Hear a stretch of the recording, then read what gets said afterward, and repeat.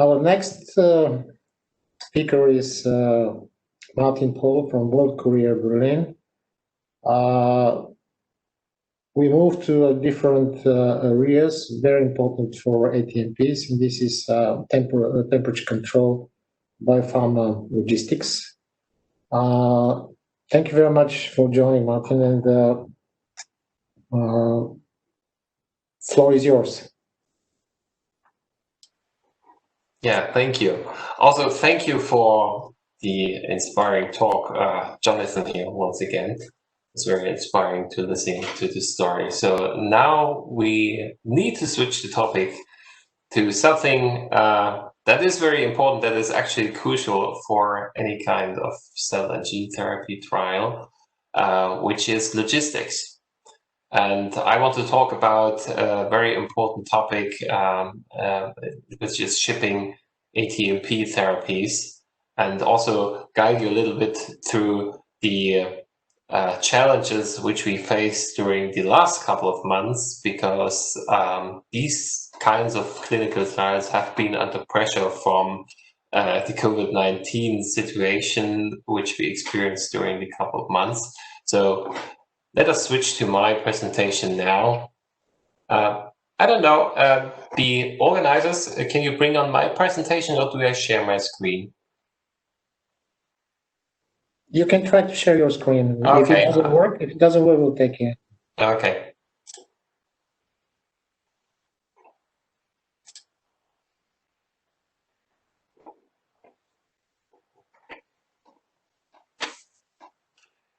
So. Yeah, we can see you. Okay. Do you see the top slide? Yes, it's on. Okay. Thank you. So, try to rearrange that a bit. Okay, thank you. So what I want to talk about is a concept that we try to communicate to our client base for years, actually, but which has gained in significance very much during the last couple of months, which is partnered logistics. So you might know World Courier as a service provider in the biopharmaceutical arena for quite some time. World Courier has been around actually for 50 years. So we are an experienced logistics provider for biotech and pharma, which we have done for years. I have started with the company almost 10 years back, when our shipment was centered on dry ice shipments, shipping customer samples, clinical trials.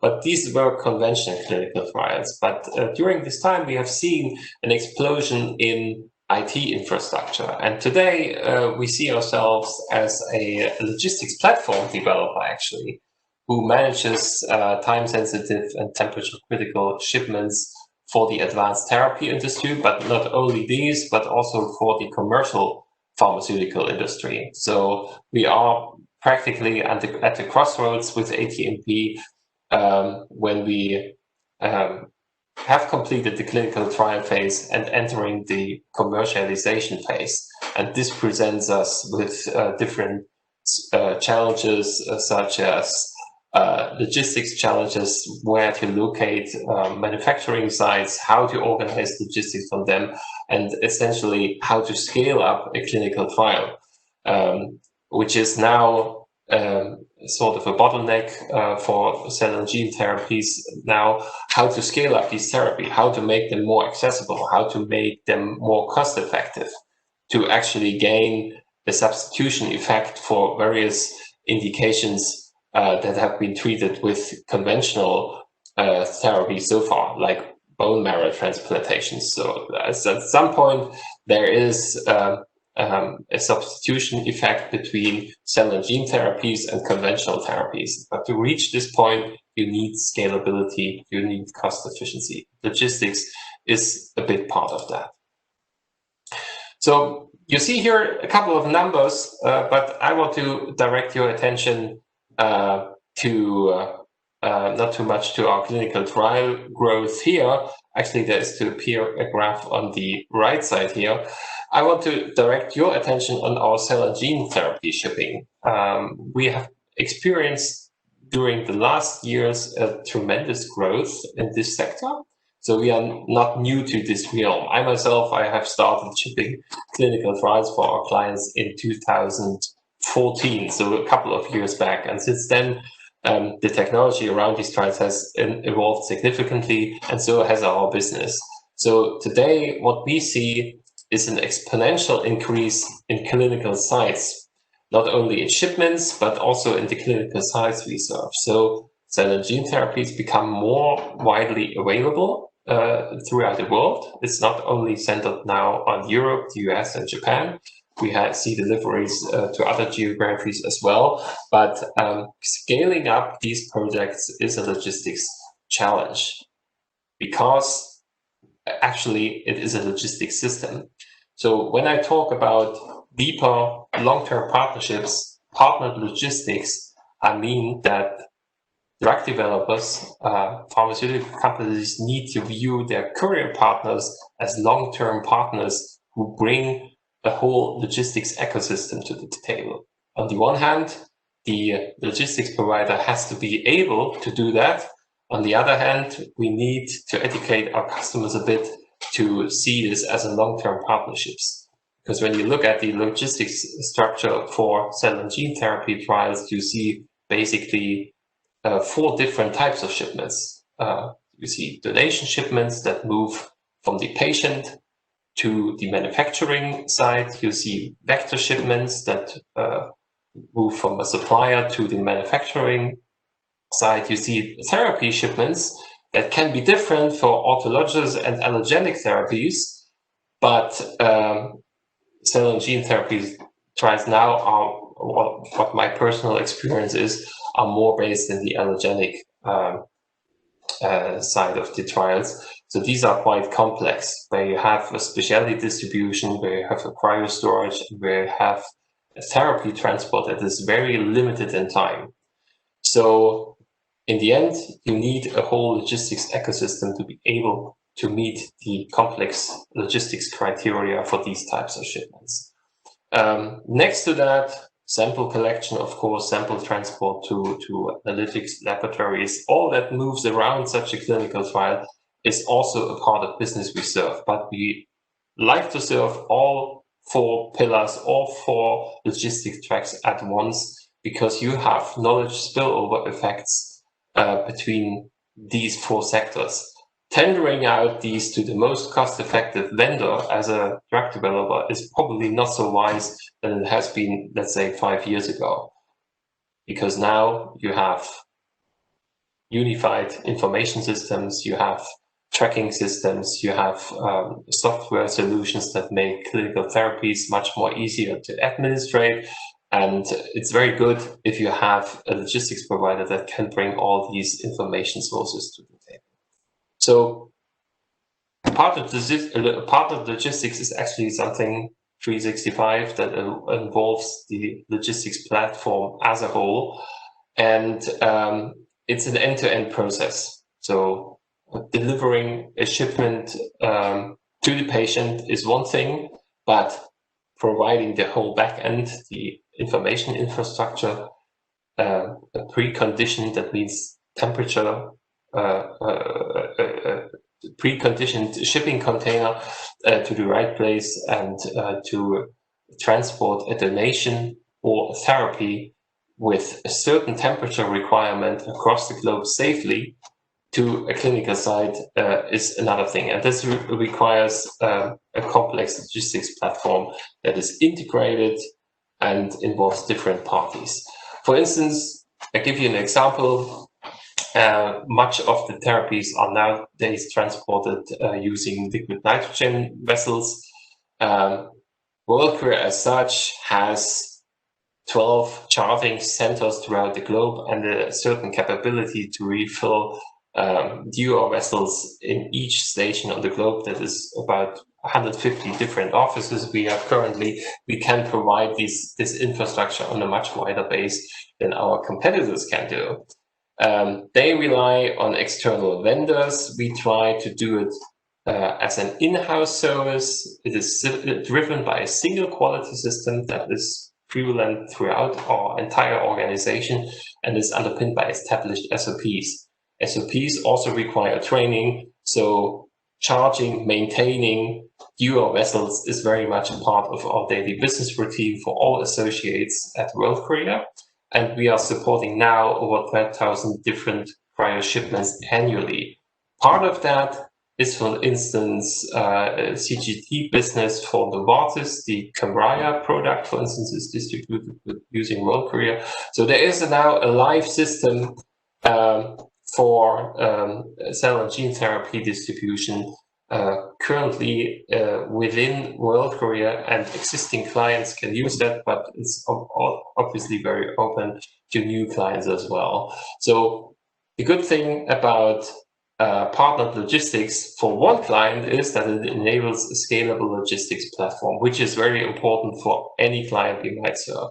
So on the one hand, we see it on the right side, we provide a logistics system that involves global capability for certain infrastructure. This is preconditioned packaging, this is your vessel management and shipping, but this is also or these are also data-driven services like customs brokerage, like managing paperwork that might be associated with certain shipments, might be real-time tracking a shipment to assess when it will arrive in good condition at the patient side, at the clinical side, maintaining also temperature for other shipments as well in different temperature ranges like 2 to 8 or minus 20 degrees. That provides a ready-made logistics platform for the therapy innovator.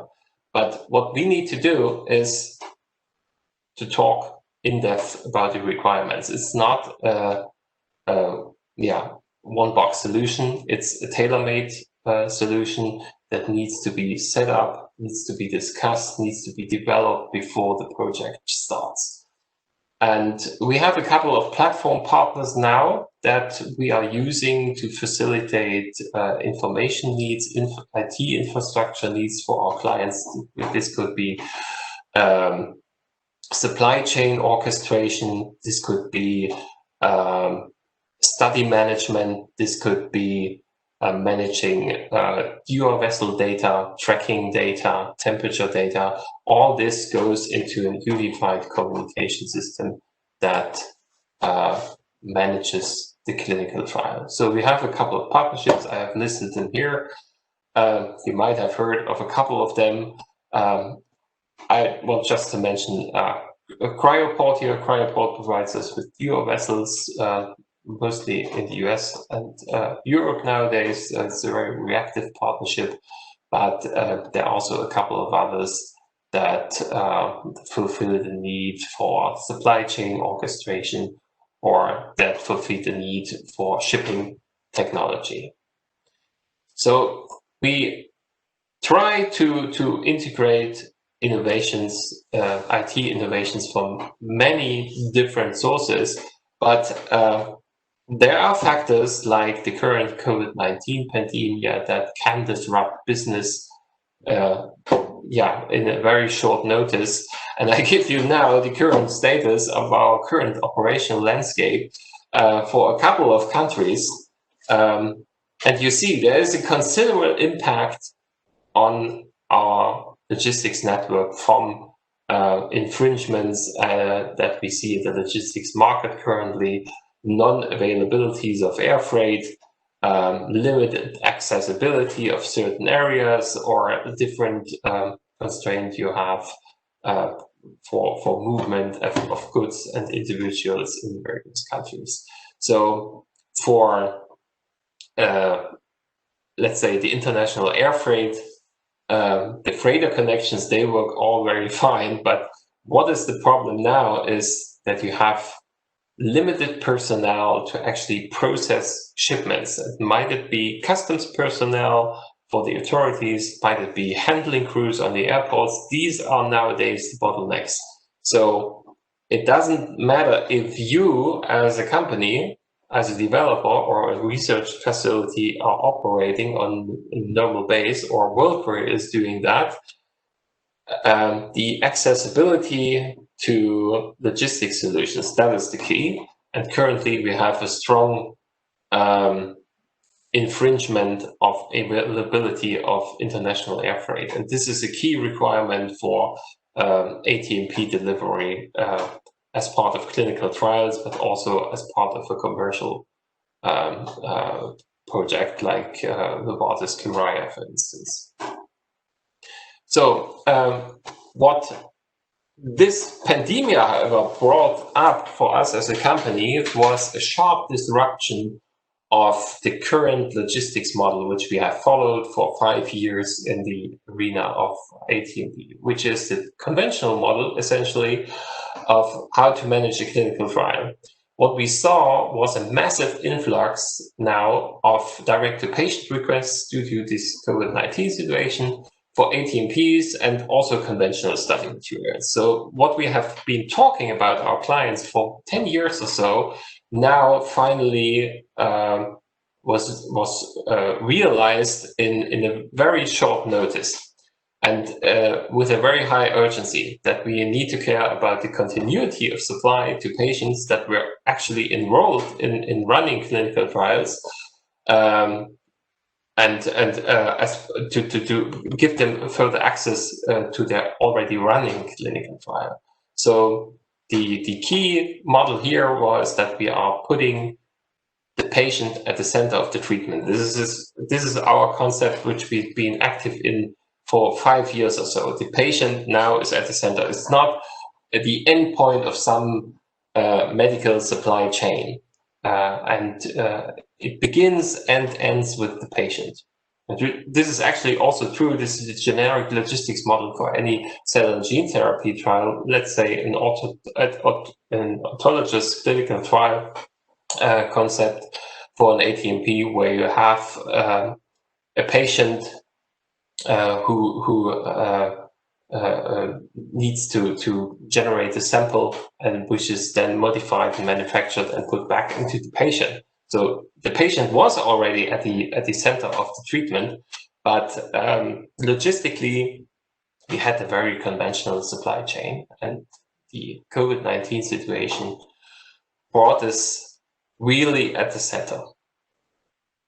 So 3 principles here: safety, continuity, responsibility, of course.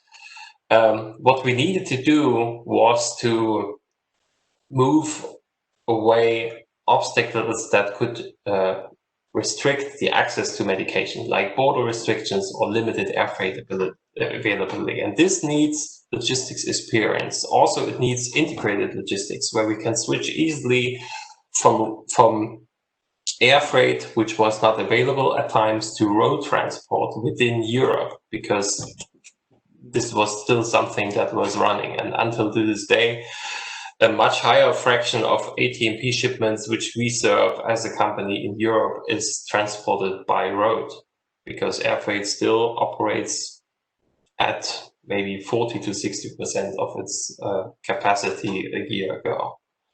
So we have a dynamic and rapidly evolving situation, and our considerations here was scalability. Yes, we need to ensure a certain scale of clinical trial. We need to answer rapid requests for changes in these projects, and we need to consult our clients, because our logistic knowledge then was very much needed on the pharmaceutical side, because we needed to disrupt the entire clinical trial, the entire protocol, and put it back together to continue the clinical trial as such. So I give you some statistics here for the last couple of months. In ATMP, we had a 5-fold increase in volume across 793 protocols in 58 countries. So this is really a global thing that we saw. And only 35% of the shipments were non-trial related. So they were commercial, expanded access, or compassionate use. So essentially, the clinical trial landscape was changed dramatically during the COVID-19 situation for ATMPs. So it is now very much centered on direct-to-patient shipments. And my prediction would be that this is not going to change, that this is the new normal. And many CROs also confirmed that this would be actually the new normal, that we have the patient-centric model now for ATMP delivery as a logistics model, and this will stay that way. So you see it here in the numbers. We went from 2,000 shipments in January to 7,000 in May, or just a quarter, or 2 quarters actually, we saw this huge increase.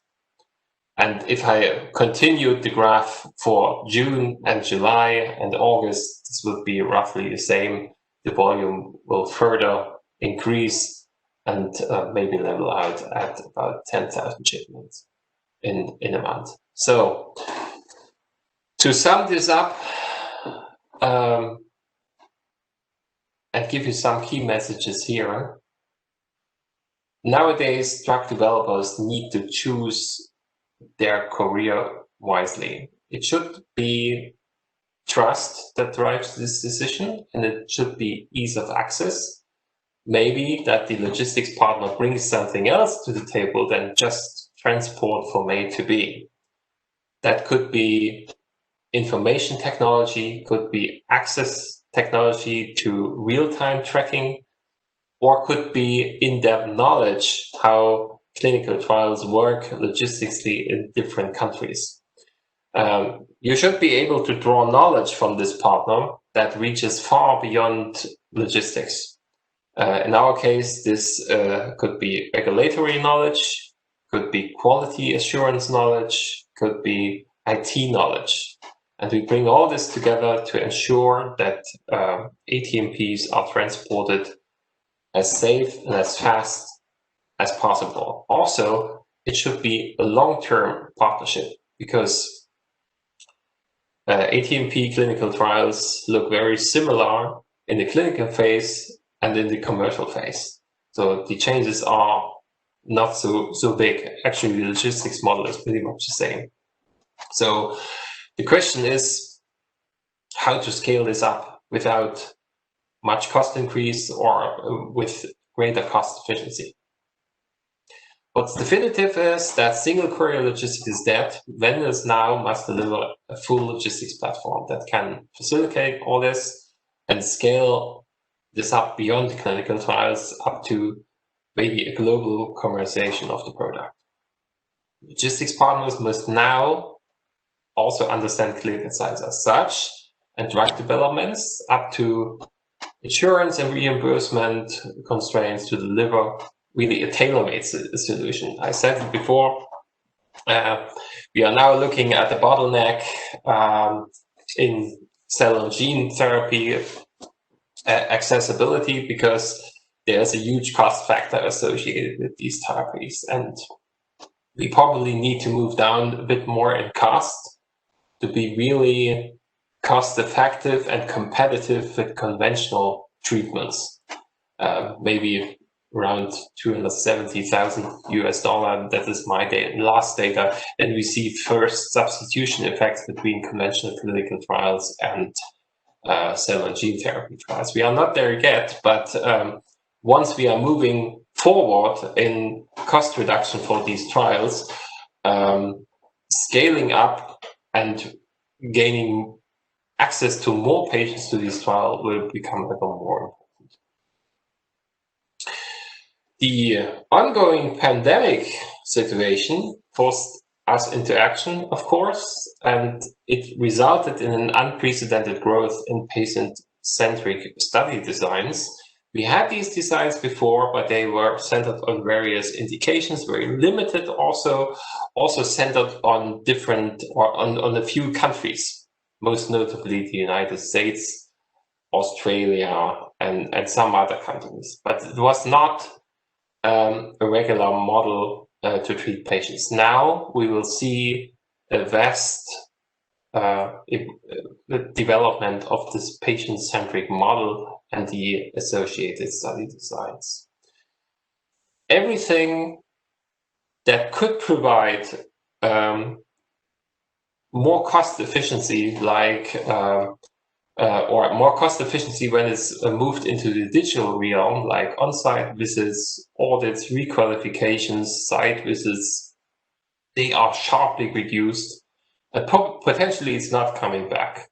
So from March, my audit track this year, where we had a couple of re-audits with our clients, where we had a couple of requalifications, all this went digital, and it ran very smoothly. So I do not expect that any of this is coming back.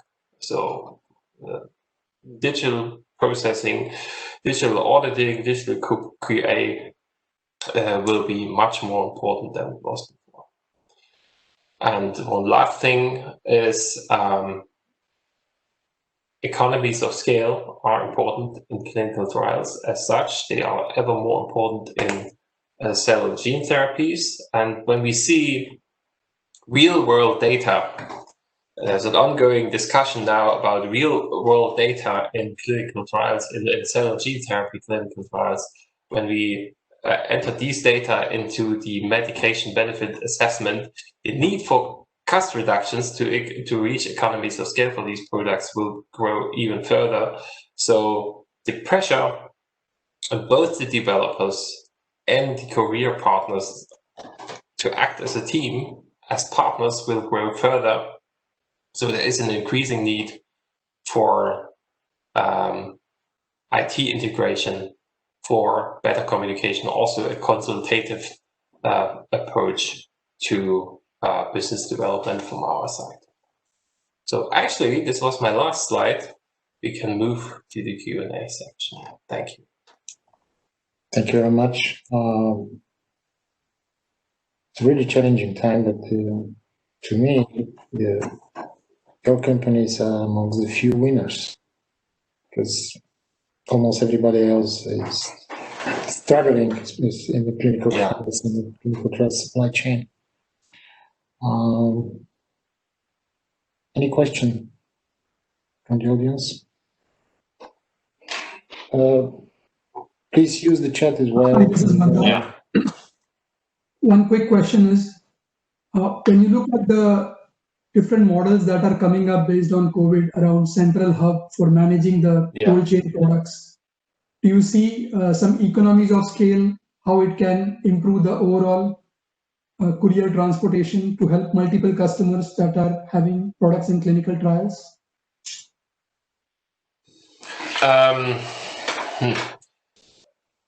We see, well, it's probably too early to tell. I have to be honest with that. We are seeing different models evolve right now, but what my experience would be, everything that can be run as a digital process will be done, and there are great economies of scale to be reached using digital processing, and much is gained from improving IT collaboration, which is not, or from what I know, which can be very much improved, managing clinical trials through shared software applications, to shared IT infrastructure. There is much more to gain than in the present state. And I've seen some of these applications we have been partnering with. I mentioned some in my presentation, and using these on a much broader scale would improve the economies of scale, the overall project efficiency much more than it is today. Does that answer your question? Yes, it does. Thank you. Thank you. Thank you once again. And yeah, I was thinking about what you said, that DTP is here to stay. Maybe it's something beneficial. We will see. We face some regulatory challenges in certain countries. Yeah. Yes, yes. In the interventional clinical trials. But yes, indeed, it's whatever will happen in the next few months, the pandemic, those solutions will be here to stay. I think so. And before that, as I might add, we had some regulatory pushback for direct-to-patient solutions, most notably from regulators in Germany. Might be because of certain vested interests the pharmacies have in Germany to keep things as they are. But in the end, as I said, this model now, D2P, was fireproof by the pandemic, that it actually provides ease of access to patients that have severe conditions, that have that are later stages of various cancer indications. So patient safety is much more increased without pandemic, without corona and any infringement than it would have been in a conventional trial setting. So this is now actually the ultimate case for using direct to patient. And the change comes now across Europe because in certain European countries now, COVID vaccines trials are already under initiation. Yes. And this type of supply is part of the protocol. So we will see. Yeah. So we will see also, or my expectation would be that the study data generated from these types of trials are equally or on a absolutely comparable, if not better level of quality than we have seen before. So